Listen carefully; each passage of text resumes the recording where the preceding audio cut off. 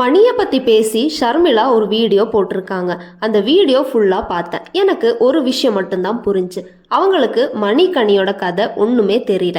யாரோ எழுதி கொடுத்ததை அறகுறையாக படித்து ஒப்பிச்சிட்டு இருக்காங்க. அவங்க சொன்ன விஷயங்கள் என்னன்னு பார்த்தீங்கன்னா, கனிக்கும் மணிக்கும் மேரேஜே ஆகலை. அவங்க ஃப்ரெண்ட்ஸாக இருந்து லவ் பண்ணி லிவிங் டுகெதரில் இருந்து அப்புறம் பிரிஞ்சுட்டாங்க. தனானால தான் கனி பிரிஞ்சாங்க. அடுத்து கனி ஸ்ரீதரை மேரேஜ் பண்ணிப்பாங்க.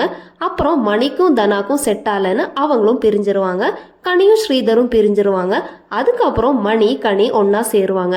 அப்படி இப்படின்னு ஏதேதோ பேசியிருக்காங்க. மகிழினி பாப்பாவை மகிழ்வினின்றாங்க, தனாவை தனுஸ்ரீன்றாங்க. அதுக்கப்புறம் அந்த அண்ணா தங்கச்சி கதையை சொல்லிட்டு எப்படி தங்கச்சியை மேரேஜ் பண்ண தோணுச்சு அப்படின்னு சொல்லியிருந்தாங்க. இது மட்டும் இல்ல, இன்னும் நிறைய இருந்துச்சு. இதுக்கெல்லாம் மணி சரியான ஒரு பதில் வீடியோ கொடுத்திருக்காரு. அது என்னன்றது அடுத்த வீடியோல போடுறேன். மறக்காம சேனலை சப்ஸ்கிரைப் பண்ணி வச்சுக்கோங்க.